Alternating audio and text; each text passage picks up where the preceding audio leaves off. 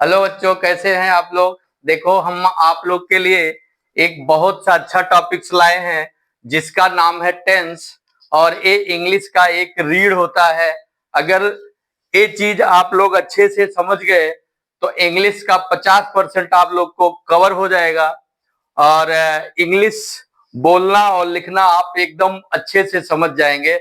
50% ये फाउंडेशन है किसका? इंग्लिश का। इंग्लिश का एकदम बेस है, समझो ये बेस है। अगर ये आपको अच्छे से आएगा तो आप लोग को इंग्लिश बहुत अच्छे से आने लगेगा। और अब हम चालू करते हैं टॉपिक्स। टॉपिक का नाम क्या है? टेंस। टेंस को हम बोलते हैं हिंदी में काल, और इसको हम समय भी बोलते हैं। अब ऐसा नहीं है कि समय होने से ही टेंस पूरा हो जाता है ना। टेंस के साथ साथ हमको वर्क चाहिए। टेंस में समय के साथ साथ हमको क्या होना चाहिए? वर्क। वो वर्क कौन से समय में हो रहा है, आज हम यही समझेंगे। तो इसको 3 कैटेगरी में बांटा गया है। जो अभी हम काम कर रहे हैं, जो अभी कर रहे हैं उसको हम बोलते हैं प्रेजेंट टेंस। जो हम कल कर चुके थे, बीते हुए कल में कर चुके थे, उसको हम क्या बोलते हैं? Past tense. और जो हम आने वाले कल में करेंगे उसको क्या बोलते हैं? Future tense. ए अर्नवा, इधर देख, इसको फुटूरे मत पढ़ने लगना तुम। ये फ्यूचर टेंस है, इधर बहुत ध्यान से देख। जब यहाँ पढ़ाया जाए बहुत ध्यान से समझोगे तभी आएगा, नहीं तो कल घर पे जाकर के फुटूरे फुटूरे याद करके आएगा। इसको अच्छे से पढ़ के और बहुत अच्छे से पूरे टॉपिक्स को याद करके आना। ये बहुत बड़ा सीरीज चलेगा और ये कम से कम आप 10-10 मिनट का 12 वीडियो देखेंगे तो टेंस आपको अच्छे से समझ में आ जाएगा। तो आज हम आप लोग को टेंस कितने प्रकार का होता है, उसके कितने सब पार्ट होते हैं, ये समझाएंगे। तो आप लोग अच्छे से इसको समझो तो आप लोग को अच्छे से समझ में आ जाएगा। तो देखो, पहला है प्रेजेंट टेंस, दूसरा है पास्ट टेंस और तीसरा है फ्यूचर टेंस। प्रेजेंट टेंस को हम हिंदी में बोलते हैं वर्तमान काल, पास्ट को बोलते हैं भूतकाल, और फ्यूचर को क्या बोलते हैं? भविष्य काल, जो भविष्य में आने वाला है।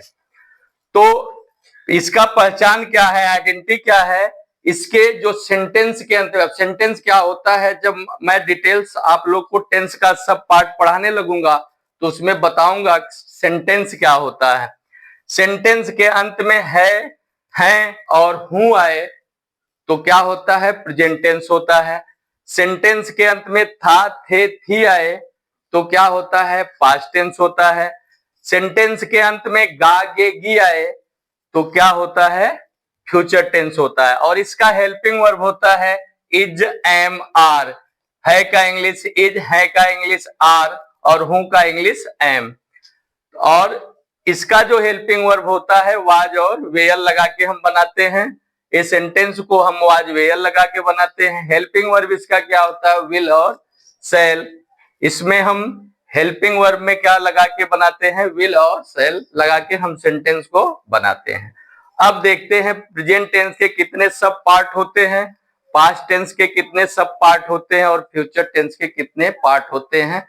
ये वीडियो देखने के बाद आपको टेंस एकदम हलवा जैसा लगने लगेगा और फिर आपको दूसरा कुछ पढ़ने की जरूरत ही नहीं है, दूसरा वीडियो देखने की जरूरत नहीं है, दूसरा लेक्चर सुनने की जरूरत नहीं है। ये लेक्चर आप अच्छे से 12 दिन का जो सीरीज चलेगा, इसको आप अगर अच्छे से देखेंगे और पढ़ेंगे तो आप लोग को अच्छे से समझ में आ जाएगा। उसके बाद आपको टेंस पढ़ने की जरूरत पड़ेगी नहीं, आप लोग खुद एक टेंस के मास्टर हो जाओगे। तो हम शुरू करते हैं। पहला क्या है? सब पार्ट। प्रेजेंट टेंस का जो सब पार्ट है प्रेजेंट इंडेफिनिट टेंस, इसको हम सिंपल प्रेजेंट टेंस भी बोलते हैं। इसका जो आइडेंटिटी होता है, इसको हम पहचानेंगे कैसे? तो जो सेंटेंस होता है, जो हमारा वाक्य होता है, उसके अंत में ता है, ते है और ती है आए तो क्या होगा? सिंपल प्रेजेंट टेंस या प्रेजेंट इंडेफिनिट टेंस।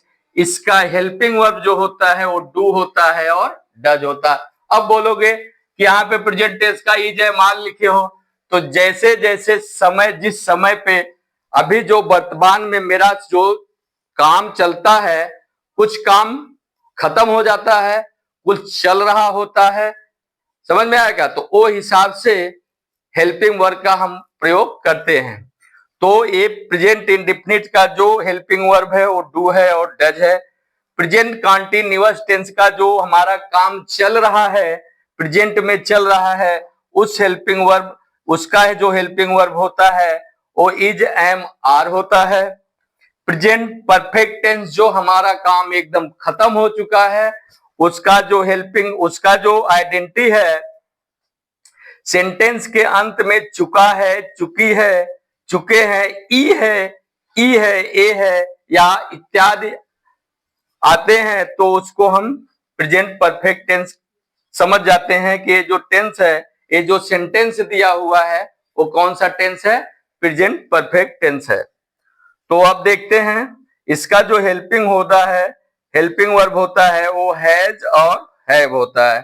अब हम आगे बढ़ते हैं। ए प्रेजेंट टेंस का चौथा पार्ट जो है वो प्रेजेंट परफेक्ट कंटीन्यूअस टेंस होता है।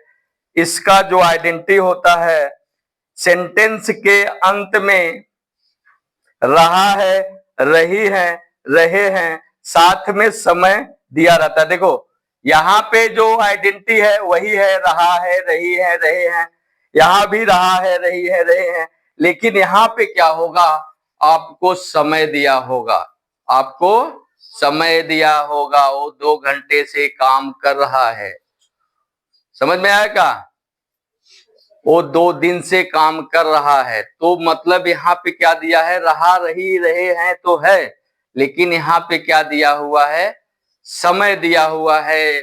अगर समय दिया है तो समझ जाना कि प्रेजेंट परफेक्ट कंटीन्यूअस टेंस है और इसका जो हेल्पिंग वर्ब होता है हैज बीन और हैव बीन होता है। अब हम चलते हैं पास्ट टेंस में।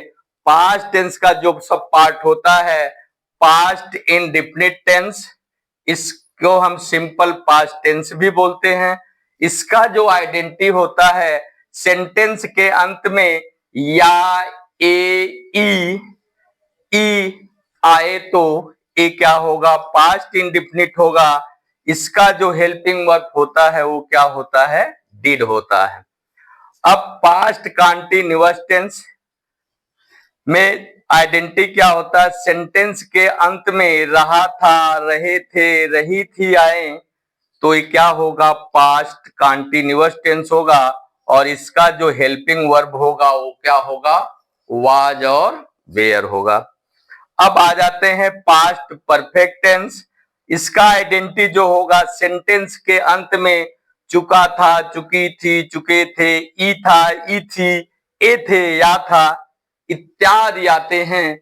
और जब हम इसका डिटेल्स पढ़ाने लगेंगे, हर टेंस का डिटेल्स पढ़ाने लगेंगे तो आपको हम पूरा का पूरा आइडेंटिटी समझाएंगे। पहले अभी आज जो आपको पढ़ा रहे हैं इस सब टेंस को आप अच्छे से याद कर लेना और इसका हेल्पिंग वर्ब अच्छे से याद कर लेना, तो आगे वाले वीडियो से हम आप लोग को हर टेंस का डिटेल्स पढ़ाएंगे और आपको वाक्य बनाना सिखाएंगे, सेंटेंस बनाना सिखाएंगे। तो अब हम आते हैं पास्ट परफेक्ट कंटीन्यूअस टेंस।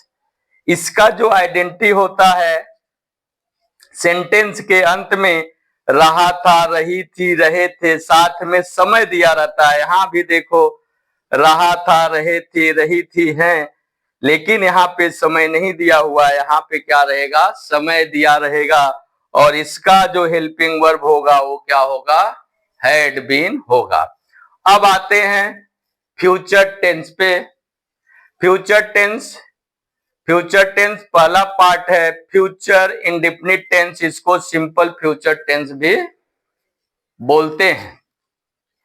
इसका जो आइडेंटिटी होता है सेंटेंस के अंत में गा, गे, गी आता है, जैसे वह कल गांव जाएगा, समझ में आएगा, वो कल खाना खाएगा।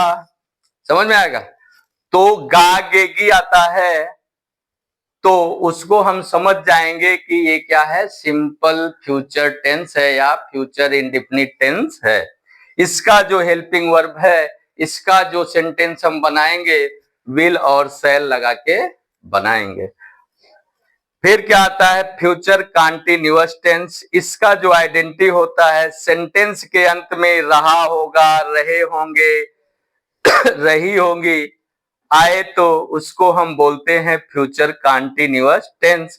इसका जो हेल्पिंग वर्ब होता है विल बी और शैल बी होता है। अब बात करते हैं फ्यूचर परफेक्ट टेंस का। इसका जो आइडेंटिटी होता है, सेंटेंस के अंत में चुका होगा, चुकी होगी, चुके होंगे आए तो क्या होगा, फ्यूचर परफेक्ट टेंस होगा। और इसका जो हेल्पिंग वर्ब होगा विल हैव और शैल हैव होगा। अब बात करते हैं फ्यूचर परफेक्ट कंटीन्यूअस टेंस का।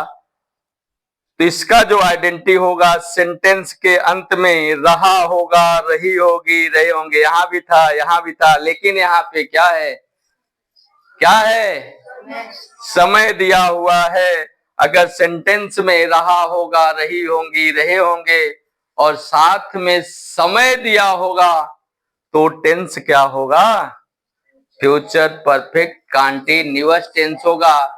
जब आप सेंटेंस को अच्छे से पहचानेंगे तब जाके आप सेंटेंस को अच्छे से बना पाएंगे।